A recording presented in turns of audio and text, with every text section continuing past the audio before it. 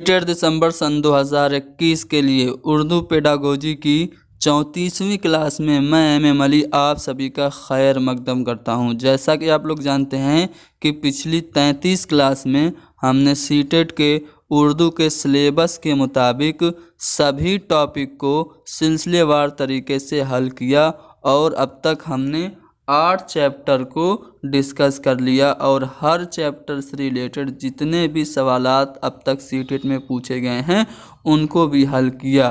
आज की अपने इस वीडियो में हम लोग सीटेट के उर्दू के सिलेबस के मुताबिक 9वें चैप्टर जिसका नाम है मुआलजाती तदरीस या इस्लाही तदरीस, जिसे हम रेमेडियल टीचिंग कहते हैं, हिंदी में जिसे उपचारात्मक शिक्षण कहा जाता है, इसे समझेंगे।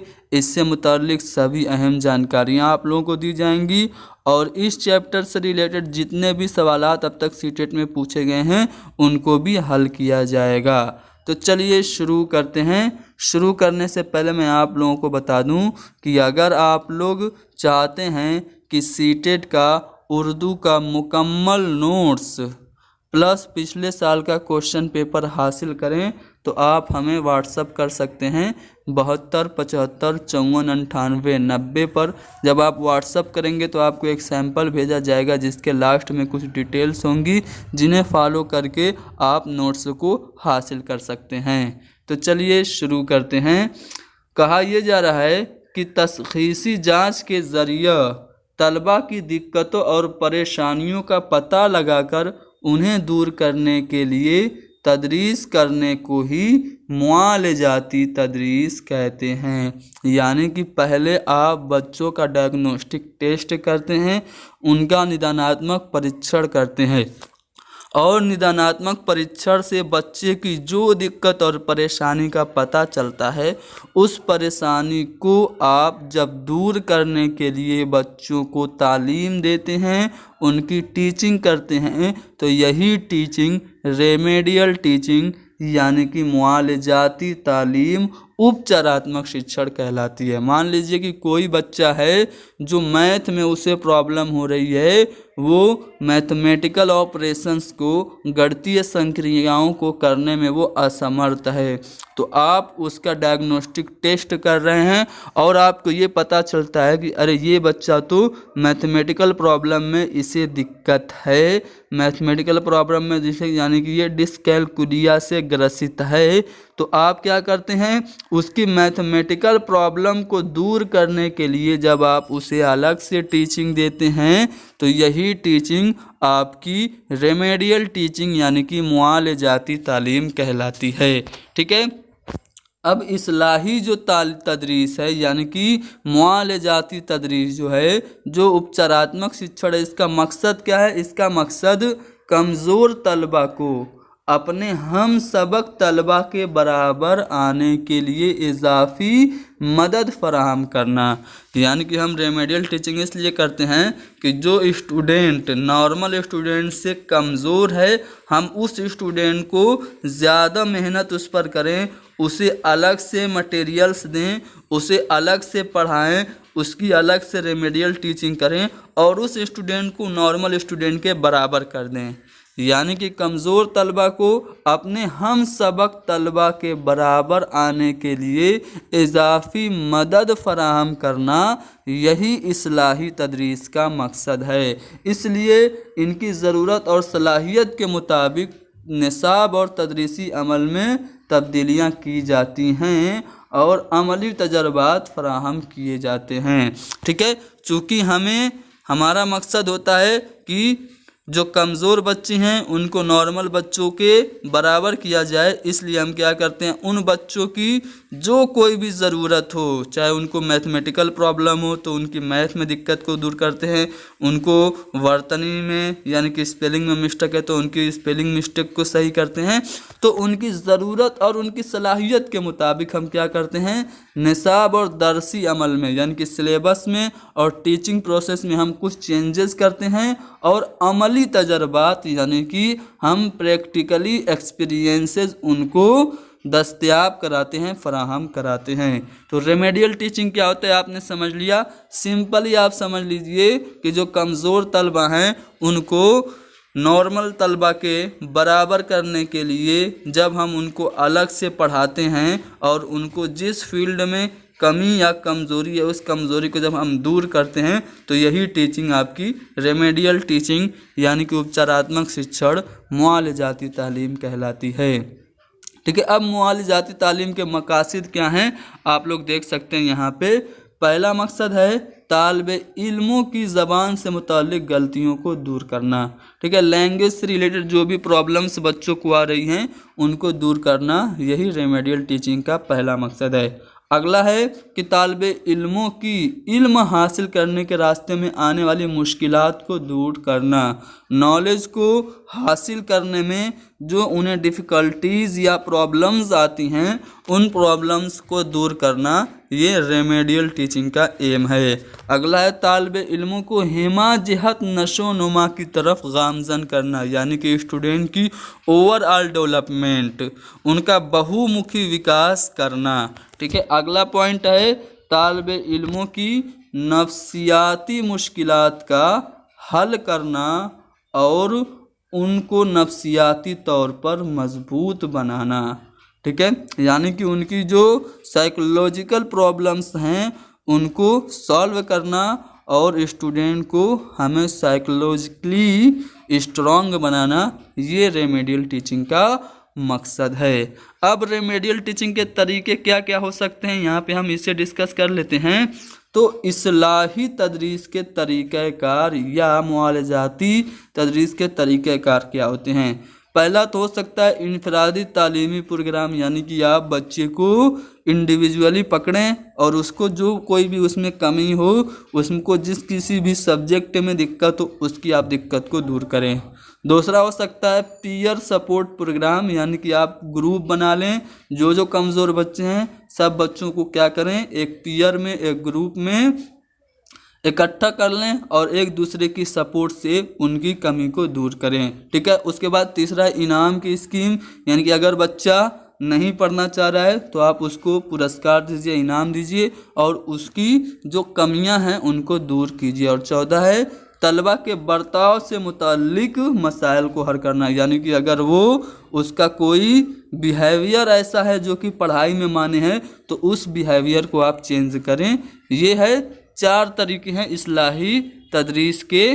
ठीक है, अब हम बात करेंगे अगले पॉइंट की। इसमें ये कहा जा रहा है कि इस्लाही तदरीस में वालिदैन का ताआवुन हासिल करना, पेरेंट्स की हेल्प हासिल करना, दीगर असातिज़ा और पेशा वरों की मदद लेना और तालमेल कायम करना भी मुतवक्का नताइज के लिए निहायत ज़रूरी है। यानी कि जब आप रेमेडियल टीचिंग करते हैं तो उसमें पेरेंट्स का भी सपोर्ट होना चाहिए। ठीक है, आपके जो साथी टीचर्स हैं उनका भी सपोर्ट होना चाहिए। ठीक है, तभी आपको अच्छे रिज़ल्ट मिलेंगे। तो मुआलजाती तालीम से मुताल्लिक मैंने शॉर्ट में कुछ अहम चीज़ें आपको बता दी। अब इससे मुताल्लिक जो सवालात पूछे गए हैं चलिए उसे देख लेते हैं और हल करने की कोशिश करते हैं। ठीक है, पहला सवाल जो इससे पूछा गया वो ये पूछा गया कि इस्लाही तदरीस का मकसद क्या है। रेमेडियल टीचिंग के जो एम्स हैं वो क्या है, मैंने अभी बताया है, एम्स बताया है। चलिए ऑप्शन पढ़िए। पहला ऑप्शन है आमोज़गारों की सहमाई जांच करना, यानी कि 3 महीने पे बच्चों की आप चेक करें उनको कि वो किस फील्ड में कमज़ोरी उनको है, क्या ये है इस्लाही तदरीस का मकसद। या फिर आमोज़गारों में खला को दूर करने की कोशिश करना, यानी उनकी जो कमियां हैं उनको दूर करने की कोशिश करना। या फिर आमोज़गारों की फितरी सलाहियतों को जिला बख्शने की कोशिश, यानी उनकी जो नेचुरल एबिलिटीज़ हैं उनको क्या करना, उभारना। या फिर स्कूल के औकात के बाद मुतालिया करना, यानी कि स्कूल टाइमिंग के बाद आप उनको स्टडी करवाएं। तो इस्लाही तदरीस का मकसद सिंपल है कि जो लर्नर्स हैं उनकी जो कमज़ोरियां हैं कमियां हैं उनको दूर करने की आप कोशिश करें। तो यही आपकी इस्लाही तदरीस का रेमेडियल टीचिंग का मकसद होगा। तो बी वाला ऑप्शन बिल्कुल सही है। ठीक है, अगला सवाल देखते हैं। इसमें यह कहा जा रहा है कि ज़बान की आमोजिश में तशख़ीसी जांच यानी कि डायग्नोस्टिक टेस्ट निदानात्मक परीक्षण का क्या मकसद है। लैंग्वेज की लर्निंग में हम बच्चों का निदानात्मक परीक्षण क्यों करते हैं, पहला ऑप्शन है तलबा की प्रोग्रेस रिपोर्ट की खाना पूर्ति करने पर, यानी उनकी जो प्रोग्रेस रिपोर्ट है, उनकी जो प्रगति रिपोर्ट है, बस उसको क्या करें, उसकी खाना पूर्ति करने के लिए हम बच्चों का डायग्नोस्टिक टेस्ट कर देते हैं। या फिर मुकम्मल जांच की मंसूबाबंदी और सवालनामे तैयार करने पर, यानी कि फॉर्मेटिव असेसमेंट की प्लानिंग करने पर, समेटिव असेसमेंट की प्लानिंग करने पर और क्वेश्चन पेपर तैयार करने पर, या फिर आमोजगारों की तफहीम की खिला को जानना, यानी कि जो लर्नर्स हैं उनके समझने में क्या कमी है, ठीक है, खिला क्या है उसको जानना, या फिर वालिदैन को फीडबैक देना। तो तशख़ीसी जांच का, डायग्नोस्टिक टेस्ट का मकसद यही है कि बच्चे की जो कमज़ोरियां हैं उसे हम जान सकें और फिर उसी कमज़ोरी को दूर करने के लिए जब हम उसे टीचिंग करें तो वो होती है रेमेडियल टीचिंग। तो तशख़ीसी जांच डायग्नोस्टिक टेस्ट का मकसद सिंपल सा है कि आमोजगारों की तफहीम की खला को जानना, यानी कि सी वाला ऑप्शन आपका करेक्ट होगा। चलिए अगला सवाल यह है कि ज़बान की तालीम में कमज़ोर तलबा के लिए बेहतर तदरीस तालीमी तदरीस है। क्या तालिब इल्मों को अलग अलग पढ़ाया जाए या फिर पूरे ग्रुप को पढ़ाना, एक साथ पढ़ाना, या फिर इनमें से सभी। तो यहाँ पे इनमें से सभी जो चौथा वाला ऑप्शन है वो आपका करेक्ट होगा, यानी कि ये सभी तरीके ऐसे हैं जो ज़बान की तालीम में कमज़ोर तलबा के लिए बेहतर तालीमी अमल हैं। ठीक है, यहाँ पे आप लोगों को मैं ये बता दूं, ये जो सभी सवाल है ना वो सीटेट में पूछे गए हैं, प्रीवियस ईयर क्वेश्चंस ही हैं। ठीक है, चलिए आगे बढ़ते हैं अगले सवाल पे।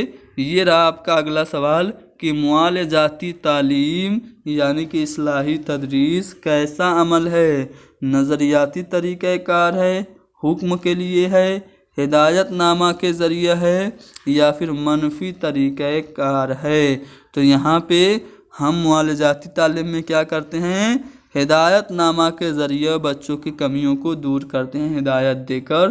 तो यहाँ पे हिदायतनामा के ज़रिए, ठीक है, यहाँ पे हिदायतनामा के ज़रिए एक अमल है इस्लाही तदरीस, लेकिन यहाँ पे सीटेट ने नज़रियाती तरीक़ाकार माना है। आपका मानना क्या है इस क्वेश्चन से मुताल्लिक, आप लोग कमेंट करके बताएंगे। ठीक है, चलिए आगे बढ़ते हैं अगले सवाल पे। ये रहा अगला सवाल कि तदरीस का ऐसा तरीक़ाकार जिससे कमज़ोर तलबा ज़बान दानी की महारत में अपने साथियों के बराबर आ सकें। जो वीक स्टूडेंट हैं वो लैंग्वेज लर्निंग में नॉर्मल स्टूडेंट के इक्वल हो सकें। इस मेथड को, इस तरीक़ाकार को आप क्या कहते हैं? क्या इसको तलख़ीसकारी यानी कि समराइजेशन कहते हैं, तरतीब नौ यानी कि रीफार्मुलेशन कहते हैं, या फिर बाज़ मुदाखलत यानी कि रेमेडिएशन कहते हैं, या फिर नज़र सानी यानी कि रिवीज़न कहते हैं। तो मैंने अभी बताया, चैप्टर भी उसी से रिलेटेड है कि कमज़ोर तलबा को नॉर्मल स्टूडेंट के बराबर करना, यानी कि कमियों को दूर करके बाकी स्टूडेंट के इक्वल कर देना, यही रेमेडियल टीचिंग है। इसी को हम क्या कहेंगे, रेमेडिएशन कहेंगे, यानी कि बाज़ मुदाखलत कहेंगे। देखिए, उर्दू के डिफ़िकल्ट वर्ड से आपको घबराना नहीं है, उसका आप हिंदी या अंग्रेज़ी में मतलब समझ लेंगे, आसानी से क्वेश्चंस को हल कर लेंगे। ठीक है, चलिए आगे बढ़ें अगले सवाल पे।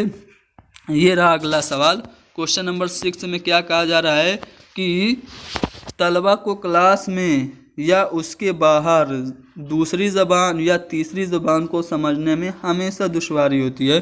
क्लासरूम में वो सेकेंड लैंग्वेज और थर्ड लैंग्वेज हमेशा उसे समझने में डिफ़िकल्टीज़ होती हैं, प्रॉब्लम्स होती हैं। तो आप एज ए टीचर बच्चे की इस प्रॉब्लम पर कैसे काबू पा सकते हैं? ठीक है, या तलबा इस प्रॉब्लम पर कैसे खुद से काबू पा सकते हैं? ऑप्शन है अहले ज़बान उस्तादों से पढ़कर, यानी कि जो ज़बान के टीचर्स हैं, लैंग्वेज के टीचर, उनसे पढ़कर, या फिर ज़बान 2 और ज़बान 3 यानी कि सेकेंड लैंग्वेज और थर्ड लैंग्वेज की टीचिंग के वक्त को बढ़ाकर, या फिर ज़बान के ज़्यादा से ज़्यादा इस्तेमाल से, या फिर पहली ज़बान से ज़्यादा कुर्बत रखने वाली किसी और ज़बान का इंतखाब करके। अगर बच्चे सेकेंड लैंग्वेज या फिर थर्ड लैंग्वेज को सुनने या समझने में दिक्कत महसूस कर रहे हैं तो हमें क्या करना चाहिए, उस ज़बान का ज़्यादा से ज़्यादा इस्तेमाल करना चाहिए। इससे हमारी दिक्कत ख़त्म हो जाएगी, यानी कि ज़बान के ज़्यादा से ज़्यादा इस्तेमाल से बच्चे इस मुश्किल पर काबू पा सकते हैं। ठीक है, चलिए आगे बढ़ते हैं अगले सवाल पे। इसमें ये पूछा जा रहा है, पहली जमात में ज़बान का उस्ताद देखता है कि उसके तलबा क्लास में हिज्जा की काफ़ी गलतियां करते हैं, यानी कि स्पेलिंग मिस्टेक्स काफ़ी कर रहे हैं, तो इस सूरत हाल में उसकी हिकमत अमली क्या होगी। आप एक टीचर हैं और आपके स्टूडेंट स्पेलिंग रिलेटेड मिस्टेक बहुत ज़्यादा कर रहे हैं, तो एज ए टीचर आपकी स्ट्रेटजी क्या होगी। पहला है, तलबा से 5 बार सही लफ्ज़ लिखवाएंगे, सही हिज्जे लिखवाएंगे, या फिर सिर्फ गलतियों को निशानजद करेंगे और तलबा से कहेंगे कि सही हिज्जे मालूम करें, या फिर वो तलबा को एहतियात से निशानजद करे और तलबा के सामने सही हिज्जे लिखे, या फिर तलबा के लिए कई हिज्जा को मान ले, या तलबा के किए हिज्जा को मान ले। ठीक है, अगर बच्चे मिस्टेक कर रहे हैं तो आप क्या करेंगे। ठीक है, बार बार आप क्या करेंगे, उससे लिखवाएंगे नहीं और उसने जो गलत बताया है उसे आप मानेंगे नहीं। अब आपका 2 ऑप्शन इसमें बचा 50-50 कौन सा सही होगा। तो जिस ऑप्शन में केवल सिर्फ वगैरह दिख जाए ना, वो हमेशा निगेटिव होता है। मैंने एक टैग वर्ड की वीडियो बनाई थी पिछली बार।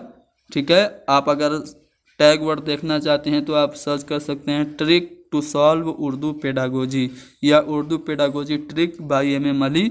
तो वहाँ पे आपको तरीका मिल जाएगा कि कम वक्त में आप अंदाजे से कैसे सही ऑप्शन तक पहुँच सकते हैं। तो आप देख सकते हैं यहाँ पे देखिए 50-50 बात आ गई, तो इसमें कौन सा आप चूज़ करेंगे। ठीक है, ये तो बात सही है कि आप निशानजद करें और तलबा से सही हिज्जे मालूम करने के लिए कहें, लेकिन आप सिर्फ गलतियों को निशानजद करें। ठीक है, तो ये सही नहीं है। आप गलतियों को एहतियात से निशानजद करें और तलबा के सामने सही हिज्जे लिख दें। ये अच्छी हिकमत अमली है बच्चों की हिज्जे से रिलेटेड, स्पेलिंग से रिलेटेड मिस्टेक्स को दूर करने के लिए।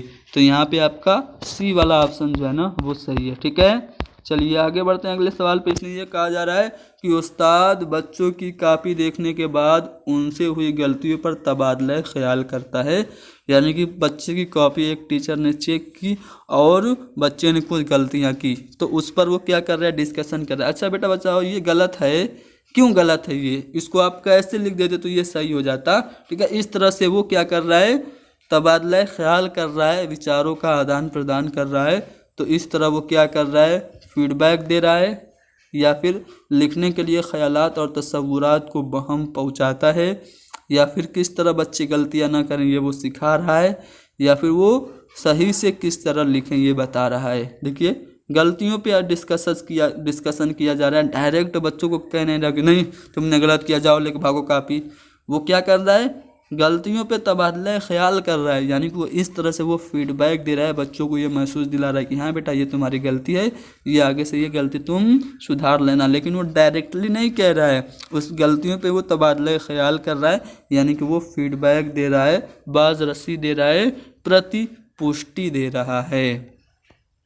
आगे बढ़ते हैं अगले सवाल पे। ये रहा अगला सवाल कि तलबा की तहरीरी गलतियों की तसहीह मुअस्सर तरीन होती है अगर, यानी कि लिखने से रिलेटेड अगर बच्चे मिस्टेक्स कर रहे हैं तो उनको करेक्ट करने का जो सबसे इफ़ेक्टिव मेथड है वो क्या है। अगर टीचर तलबा को मश्क का मज़ीद काम दे, यानी कि प्रैक्टिस का ज़्यादा काम देता रहे, यहाँ तक कि तलबा अपनी खुद से इस्लाह कर लें, खुद से अपना करेक्शन कर लें, या फिर दुरुस्त जवाब बोर्ड पर लिखता है, या फिर गलत जवाब पर नज़र-ए-सन यानी कि रिवीज़न करता है, या फिर नुमायाँ गलतियों की निशानदही करता है और तलबा खुद तसहीह करते हैं। ठीक है, तो यहाँ पे अगर मैं आपको बता दूँ, तलबा की लिखने से रिलेटेड गलतियों की सही यानी कि मुअस्सिर तरीन जो करेक्शन है वो ये है कि उस्ताद क्या करें, गलतियों की निशानदही कर दे और तलबा खुद से सही करें। ठीक है,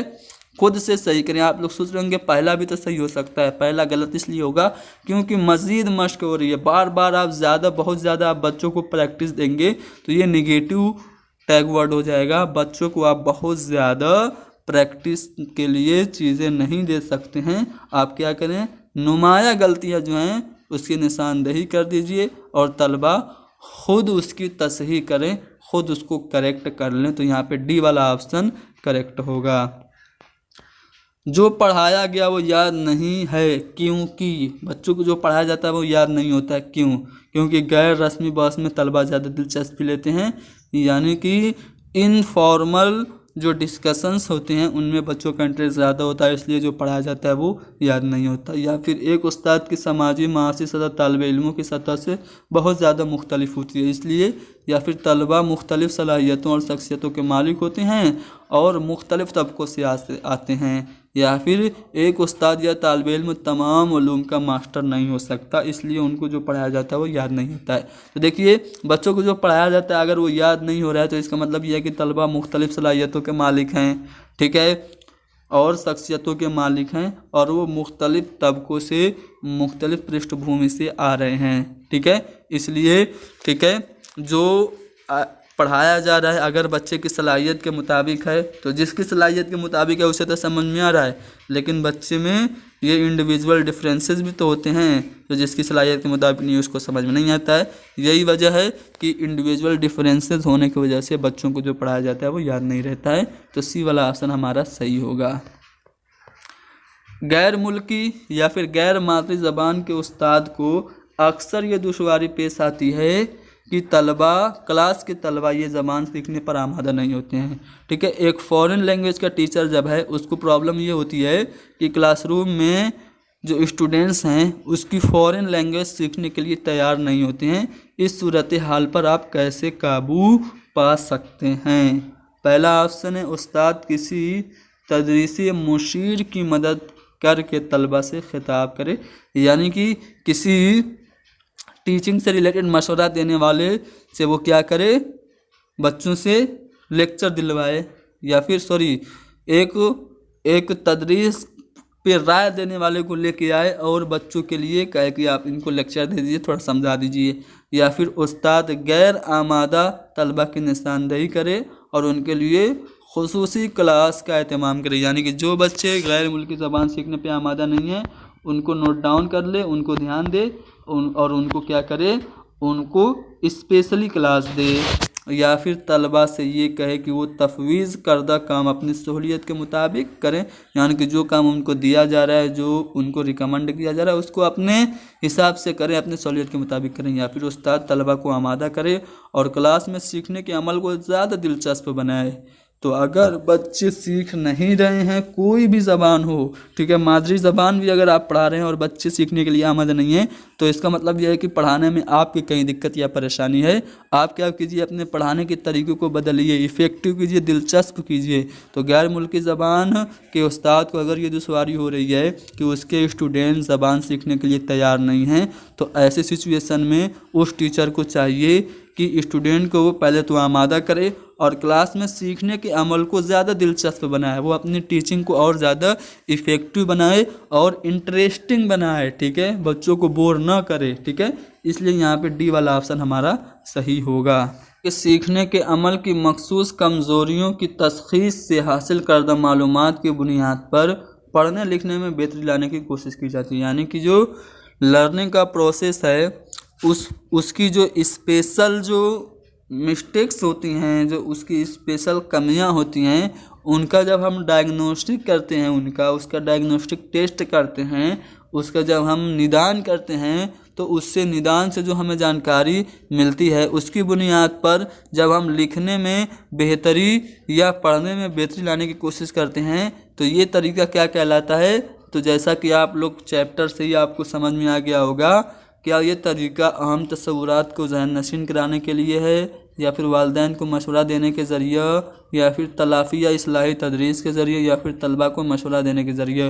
तो अगर हम कमज़ोरियों को पहचान कर, कमज़ोरियों की तशख़ीस करके, उसका निदान करके उसको दूर करने के लिए हम पढ़ने में या लिखने में बेहतरी लाने की कोशिश कर रहे हैं, तो हम कैसे करेंगे, तलाफ़ी या इस्लाही तदरीस के ज़रिए। अब देखिए ये रेमेडियल टीचिंग के लिए उर्दू पेडागोजी में कितने लफ्ज़ इस्तेमाल किए जाते हैं, ठीक है, या तो तलाफ़ी तदरीस लिख देगा या इस्लाही तदरीस लिख देगा या फिर आपका मुआलजाती तदरीस लिख देगा। तो आपको कंफ्यूज नहीं होना है, सबका मतलब रेमेडियल टीचिंग यानी कि उपचारात्मक शिक्षण है, ठीक है। तो यहाँ पे सी वाला ऑप्शन हमारा सही होगा। अगला सवाल ये है कि आमोजिश का सबक पेचीदा से आसान की तरफ होता है, यानी कि फ्रॉम कॉम्प्लेक्स टू इजी होता है। अगर तालिब इल्म ने किसी वजह से बुनियादी सलाहियतें नहीं सीखी तो उसके लिए क्या होना चाहिए। ठीक है, अगर बच्चे ने कोई भी स्किल नहीं सीखी तो उसके लिए हमें क्या करना चाहिए। पहला ऑप्शन है कि बसरी और मुख्तलिफ तरीक़ों से इस्तेमाल होने वाली तदरीस हम कराएं, उससे लेक्चर न दें, या फिर बराह रास्त लेक्चर या फिर बसरी अंदाज की तकरीर उससे कराएं, यानी कि डायरेक्ट उसे लेक्चर दे दें, या फिर हद दर्जा बसरी तदरीस उससे हमें करें, उससे लेक्चर नहीं दें, या फिर बराह रास्त लेक्चर या फिर मुख्तलिफ तरीक़ों का इस्तेमाल करने वाली तदरीस हम करें। देखिए, लेक्चर तो आप देंगे नहीं, ठीक है, लेक्चर तो आप देंगे नहीं, और आप क्या करेंगे, बसरी और मुख्तलिफ तरीक़ों से इस्तेमाल करने वाली आप तदरीस इस्तेमाल करेंगे। ठीक है, अगर बच्चे की बुनियादी सलाहियतें नहीं हैं तो, यानी कि आप बसरी और मुख्तलिफ तरीक़ों से इस्तेमाल करने वाली तदरीस करेंगे और आप लेक्चर नहीं देंगे।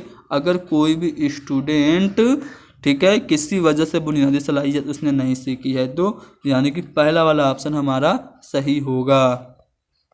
अगला सवाल ये रहा, ठीक है, इसमें ये कहा जा रहा है कि दूसरी जमात के तलबा को बाज़ सौतियों की अदायगी में परेशानी होती है, विभिन्न ध्वनियों को अदा करने में बच्चों को दिक्कत आती है, तो तलबा की इस परेशानी को हल करने के लिए सबसे मुअस्सिर हिकमत अमली क्या है। अगर बच्चों को कोई ध्वनि, कोई वर्ड अदा करने में दिक्कत आ रही है तो इसकी दिक्कत को आप कैसे दूर करेंगे।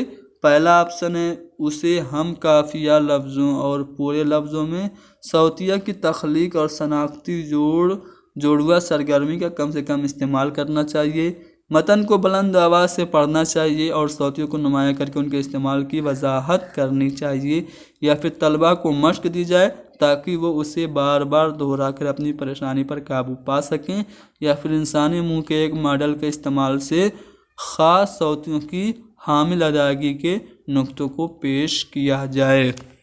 अगर आप किसी भी लफ्ज़ को या किसी भी सौत को, किसी भी आवाज़ को अगर आप अदा नहीं कर पा रहे हैं तो आप बुलंद आवाज़ से पढ़िए, और जो सौत हैं, जो आवाज़ें हैं, उनको नुमाया करके उनके इस्तेमाल की आप वजाहत करें। ठीक है, इस तरह से आपकी दिक्कत या परेशानी दूर हो सकती है। बी वाला ऑप्शन आपका सही जवाब होगा। ठीक है, चलिए, ये आखिरी सवाल था। ठीक है, इसको हम देख लेते हैं, फिर ये क्लास ख़त्म हो जाएगी। ठीक है, इसमें ये कहा जा रहा है, मैं इसको जूम कर दे रहा हूँ, ऑप्शन को बाद में हम देखेंगे। कहा यह जा रहा है कि अंकित आपकी क्लास का एक ऐसा तालिब इल्म है जो नाबीना है, बच्चा देख नहीं पा रहा है, विजुअली इम्पेयर स्टूडेंट है, तो ज़बान के उस्ताद की हैसियत से आप क्या करेंगे, अंधे बच्चे को आप एज ए टीचर कैसे पढ़ाएंगे, उसके लिए आप कौन सी हिकमत अमली अख्तियार करेंगे। पहला ऑप्शन है, अपनी तदरीस के दौरान मुख्तलिफ़ किस्म की बसरी पेशकश इस्तेमाल करेंगे। वो अंधा है तो आप उसे बसरी कोई चीज़ें देंगे, वो अंधा है, नाबीना है तो उसे देखने वाली कोई चीज़ देंगे, उसे विजुअल एड्स पेश करेंगे, नहीं करेंगे। सुर और सख्ता को बरूए कार लाते हुए लफ्ज़ को साफ साफ अदा करेंगे, और छोटे और महसूस करने वाले मवाद को शामिल अमल रखेंगे, या फिर मुख्तलिफ़ किस्म के हरकत, सकनात और बदन का इस्तेमाल आप ज़्यादा करेंगे, यानी कि बॉडी लैंग्वेज, और आप एक्टिंग करेंगे, या फिर मश्क करने के लिए मुख्तलिफ़ किस्म की वर्कशीट पर तवज्जो मरकूज़ करेंगे, यानी कि वर्कशीट उसे देंगे। बच्चा विजुअली इम्पेयर है, बच्चा देख नहीं पा रहा है, बच्चा दृष्टि बाधित है, तो आप क्या करेंगे। देखिए, आप तो बसरी चीज़ें उसे दे नहीं सकते। ठीक है, हरकत व सकनात आप करेंगे और ज़बान का इस्तेमाल करेंगे, तो वो आपके ज़बान का वो बदन का इस्तेमाल, यानी बॉडी लैंग्वेज, और आपकी एक्टिंग तो देखेगा नहीं, वर्कशीट उसको काम करेगी नहीं जब वो देख नहीं पा रहा है। आप क्या करेंगे, सुर और सख्ता को बरूए कार लाते हुए लफ्ज़ों को साफ साफ अदा करेंगे, आप करेक्ट प्रोनाउंसिएशन करेंगे, सही आप लफ्ज़ों को अदा करेंगे, और छोटे और महसूस करने वाले मवाद को आप शामिल अमल रखेंगे। इस तरह से आप दृष्टिबाधित बालक को पढ़ाएंगे। ठीक है, तो यहाँ पे बी वाला ऑप्शन हमारा सही जवाब है। तो दोस्तों, यहाँ पे हमने रेमेडियल टीचिंग यानी कि उपचारात्मक शिक्षण से मुताल्लिक सभी अहम जानकारियाँ आप लोगों को दे दी। उम्मीद करता हूँ कि क्लास आपको पसंद आई है। अगर आप लोगों को इसी तरह पूरे उर्दू पेडागोजी का सभी चैप्टर, जैसे कि पहला चैप्टर है लैंग्वेज लर्निंग एंड एक्विजिशन और आखिरी चैप्टर है आपका राइट टू एजुकेशन एक्ट। सभी चैप्टर को अगर आप हासिल करना चाहते हैं तो आप हमें व्हाट्सअप करेंगे, ठीक है, कॉल नहीं करेंगे, व्हाट्सअप करेंगे। आपको एक सैंपल भेजा जाएगा, उसमें कुछ डिटेल्स होंगी जिन्हें आप फॉलो करके हमारे नोट्स को और पिछले साल के क्वेश्चन पेपर आंसर की के साथ हासिल कर सकते हैं।